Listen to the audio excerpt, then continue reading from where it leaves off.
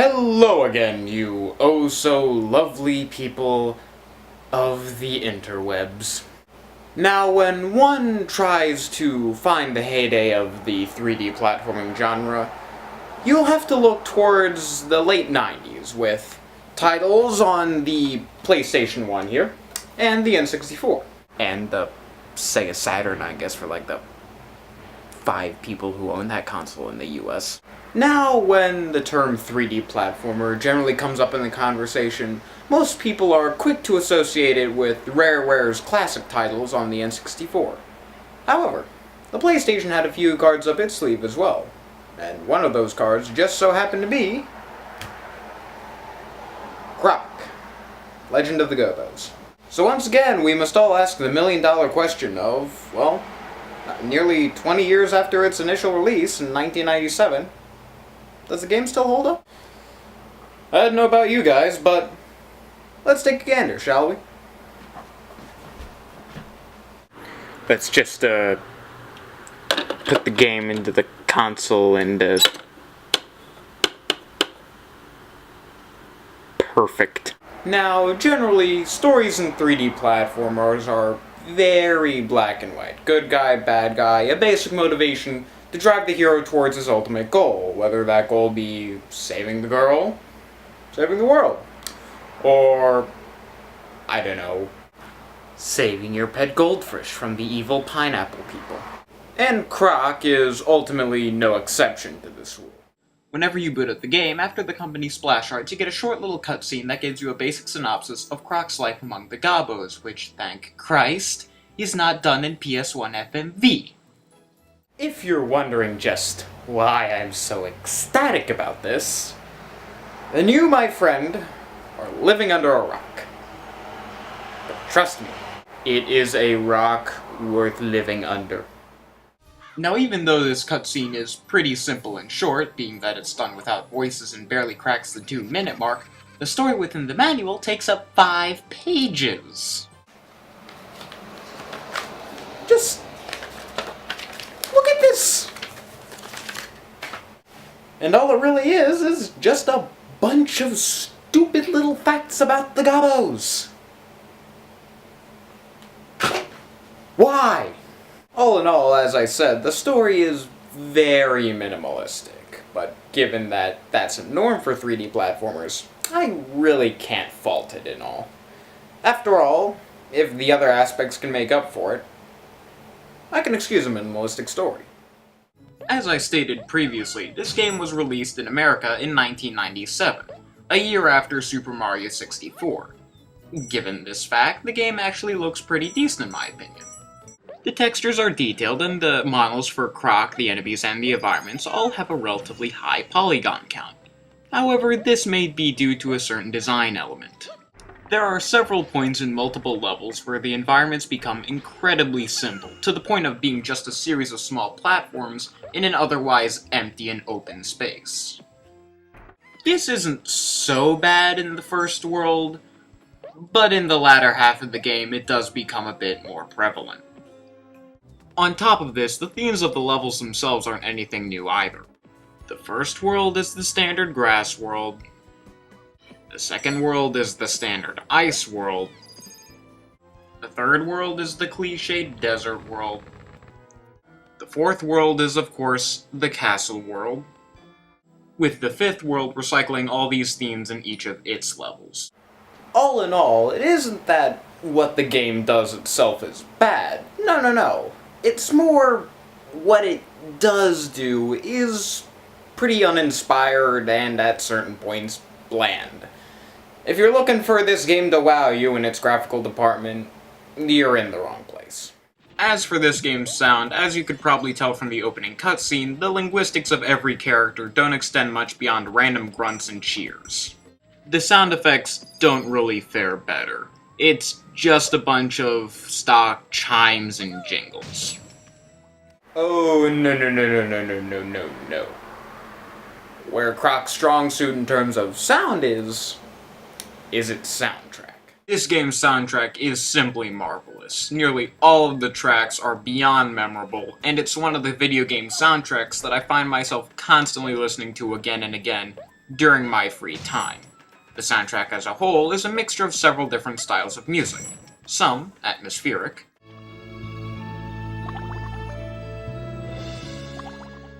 others more bouncy and happy,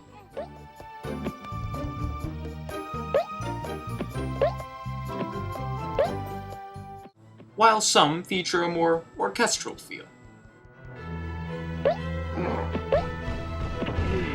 With the variety in Croc's musical pieces, you're likely to find at least one that you can bop your head to.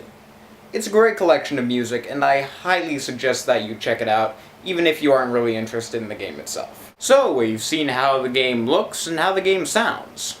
But now comes the most important part, the gameplay. Because, it's a game. Now, here is where the game begins to get interesting. In any other 3D platformer, you'd go left when you pressed left, right when you pressed right, forward when you pressed up, and backward when you pressed down. However, Croc decides to use tank controls of all things. Yeah, tank controls. The control scheme used in Silent Hill and Resident Evil for the specific purpose of creating limited movement. And for those of you who are unaware of how it works, this is how it is.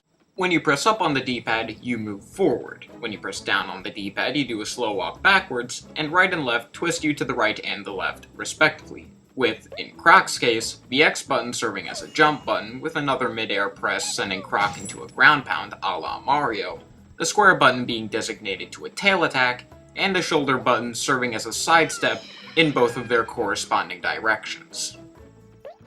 Now, I'm explaining these controls with the D-pad as opposed to the analog stick, not because the game lacks analog support, but rather this game becomes infuriating when you use the analog stick. Trust me, you are much better off using the D-pad as opposed to trying to figure out the slippery way that the analog stick treats these tank controls. In the first world, this isn't too bad. Like a majority of other 3D platformers, the levels are designed with few bottomless pits and to be wide and open to allow you as much space to control and maneuver Croc as possible.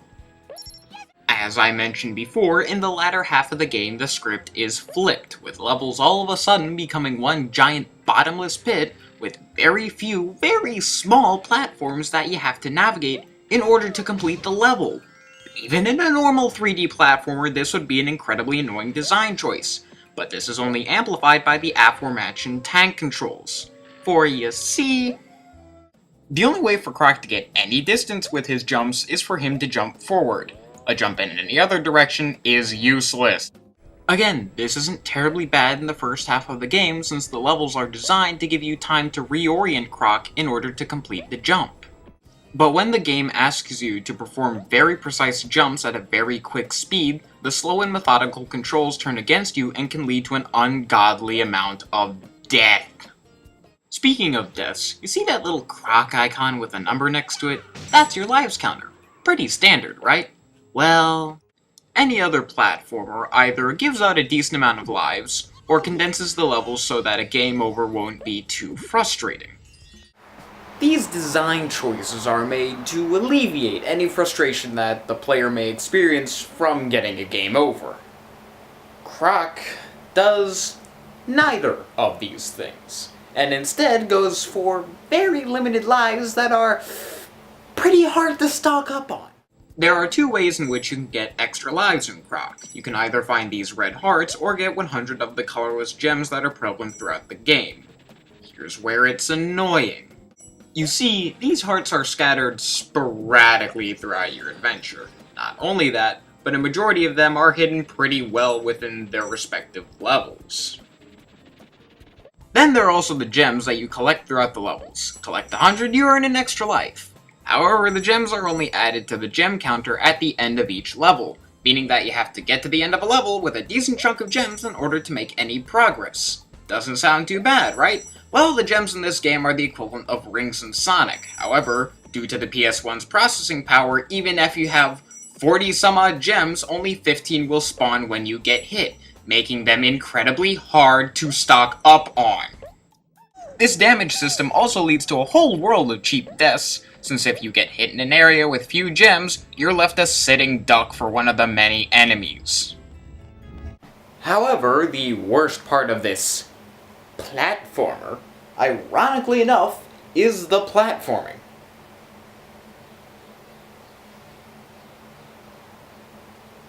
Because if there's one thing you wanted to get wrong in your platformer, it's the core gameplay mechanic.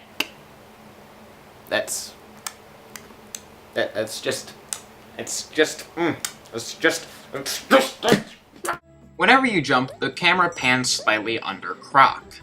This isn't terrible when the platforms are of a decent size. However, with smaller platforms, this camera angle will lead to much of your failures in the latter half of the game. Then there are times when the camera is just a whole load of why. Again, in the first half of the game, this is rarely an issue due to the wide and spacious level design. But oh ho ho, World 3! This world is just several flavors of why! This world is just designed poorly. Whenever levels move inside, they aren't wide enough for the camera to work effectively. But when they move outside, they force you to perform those lovely, tiny platforming sections. Come to think of it, the tank controls almost seem like a slipshod way of lessening the blow of the clunky camera, which just seems like bad design. But, yeah, these are only the issues you'll run into trying to complete the game normally, without going for all the collectibles. Yeah, you heard me right. This game has collectibles. And oh boy, where do I begin? Each level has 6 gobos, 5 of which are scattered throughout the level, and 1 of which is hidden behind a door that takes 5 gems to open. This game is designed around its collectibles. If you aren't interested in them, however, some of these levels become pathetic. However, these collectibles bring more problems with them. Gobos aren't counted individually, meaning that if you collect 5 in the level, the game only registers you as collecting 5. Doesn't matter which 5 you get.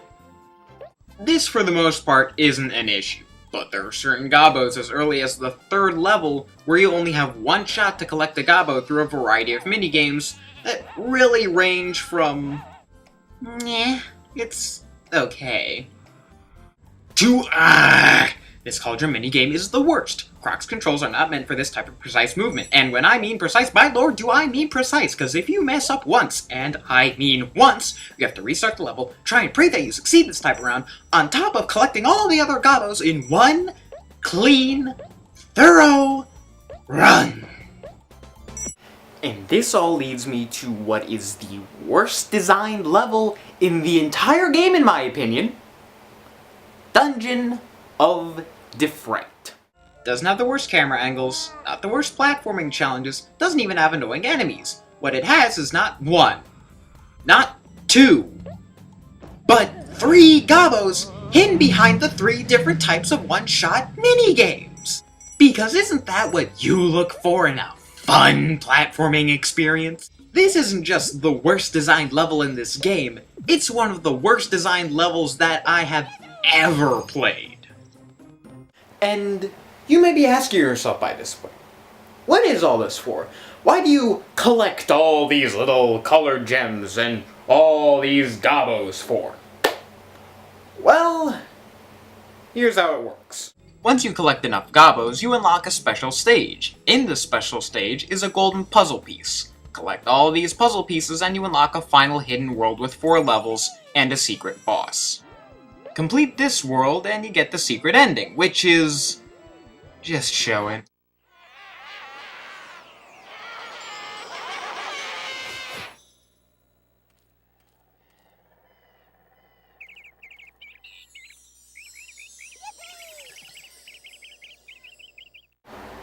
I wasted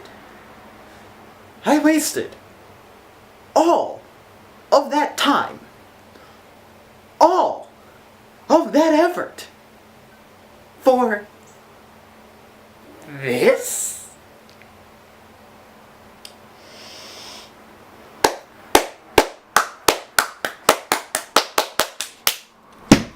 might as well just give me some idiotic congratulations screen to go along with it. Oh, come on! When push comes to shove, Croc is a game that just angers me, but not in the way that some of you may think it does. It comes so close to being a top-notch game, but it has all these little issues that bog it down in the end. Croc, Legend of the Gobbos, is a definition of a hit-and-miss game. What it does right, it does to an incredible degree. The graphics are beautiful, the soundtrack is one of my favorites, and some levels can be incredibly fun with how they're designed. But when Croc fails, it becomes a borderline awful experience that can make even the most forgiving of gamers cry foul at times with its clunky controls and horrendous camera angles.